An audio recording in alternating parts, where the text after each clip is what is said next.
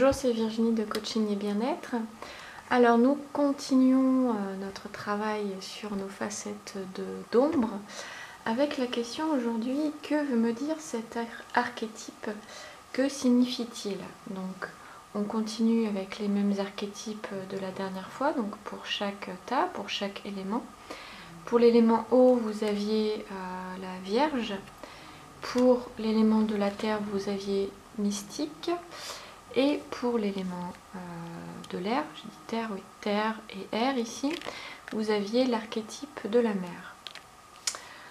Alors, je continue avec le El Goliath Tarot.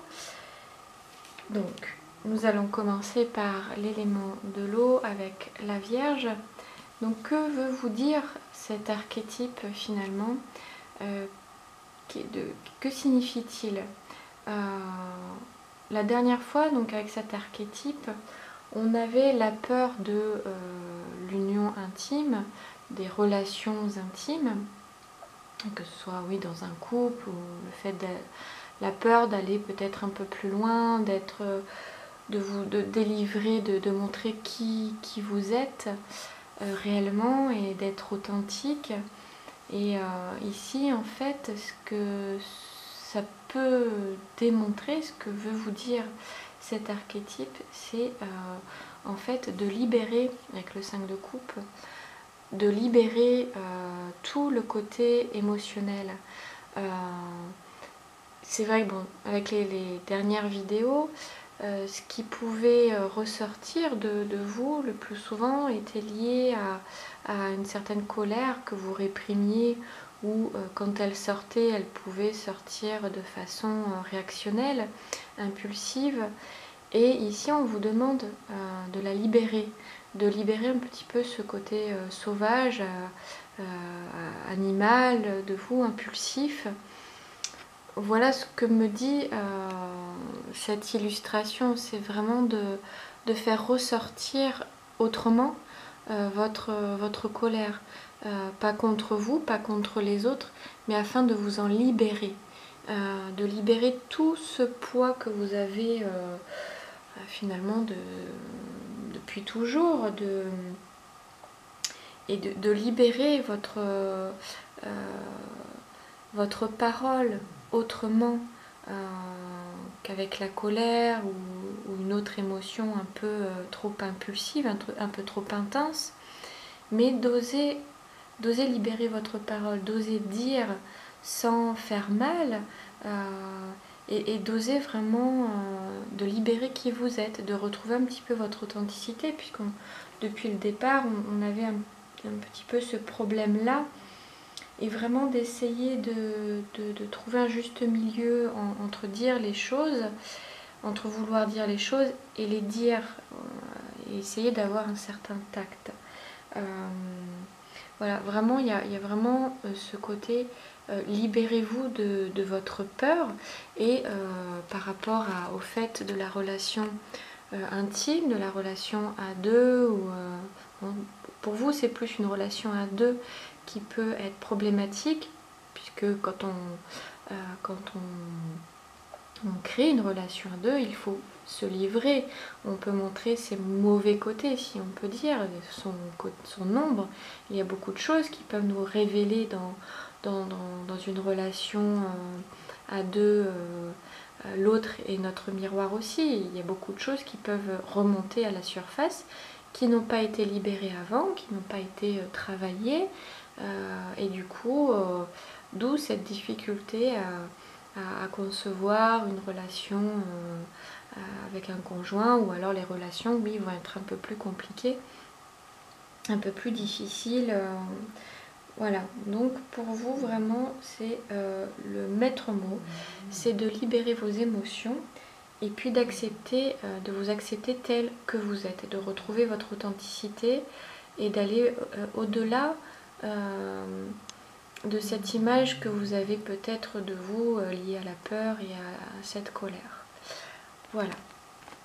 Est-ce que ça vous parle ou non? Ensuite, pour l'élément terre, nous avions donc mystique. Et là, nous avons le 5 d'épée. Je répète la question. Que veut me dire cet archétype? Que signifie-t-il pour moi?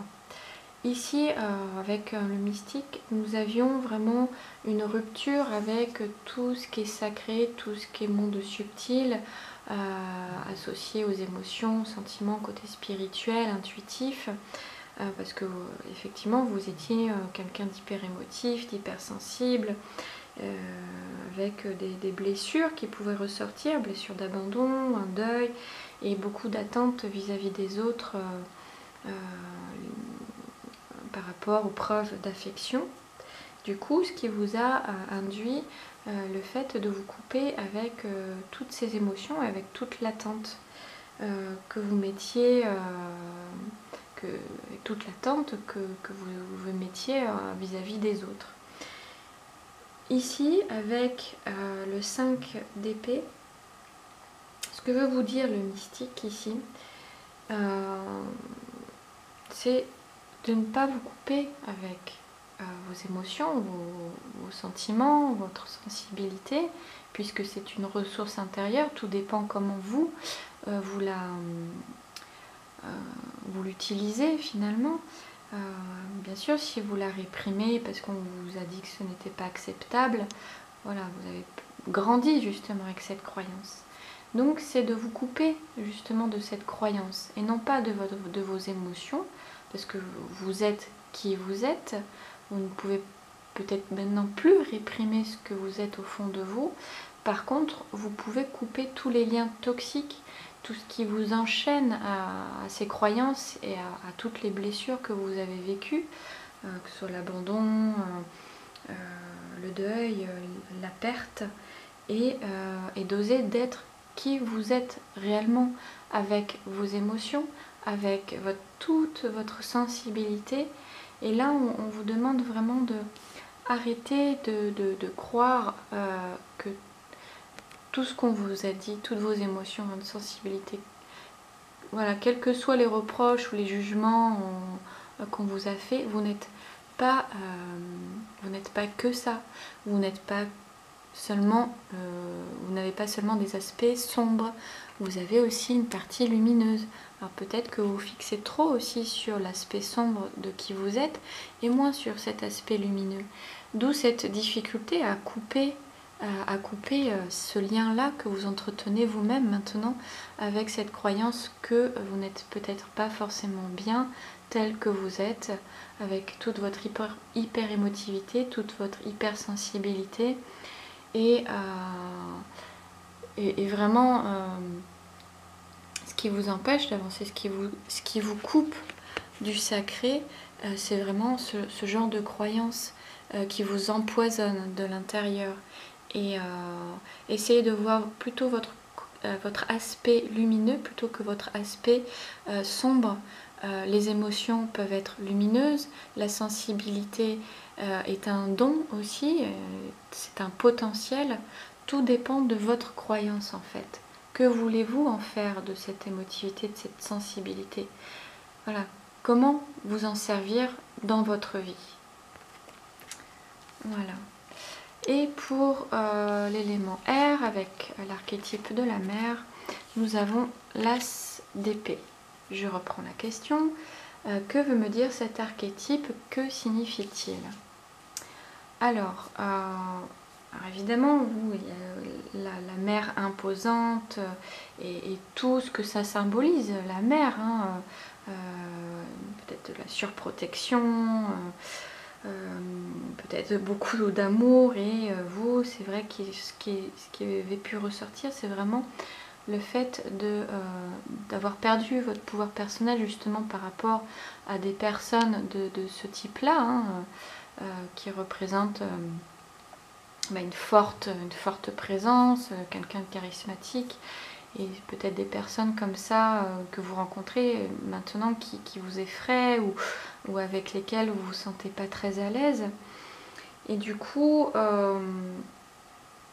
là, ce que vous demande cet archétype finalement, c'est vraiment de prendre les devants, d'aller de l'avant, de couper même ce regard que vous avez vis-à-vis de votre propre mère ou même des personnes qui pour vous semblent imposants, charismatiques.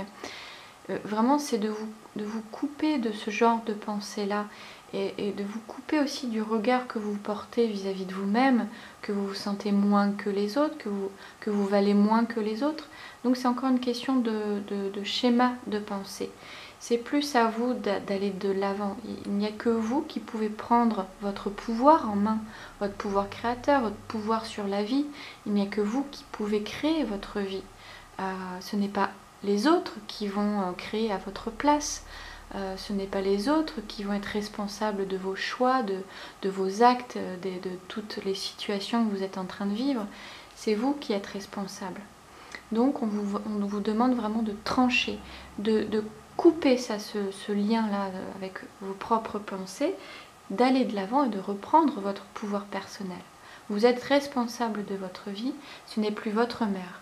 Maintenant, vous êtes adulte, vous pouvez être votre propre parent, vous pouvez être votre propre enfant, vous pouvez aussi faire un travail sur votre enfant intérieur, mais vraiment là, c'est voilà, devenez votre propre parent et devenez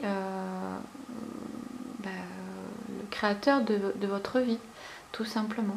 Voilà, reprenez votre pouvoir et mettez en relief tout votre potentiel et toute voilà, sortez un petit peu de ce repli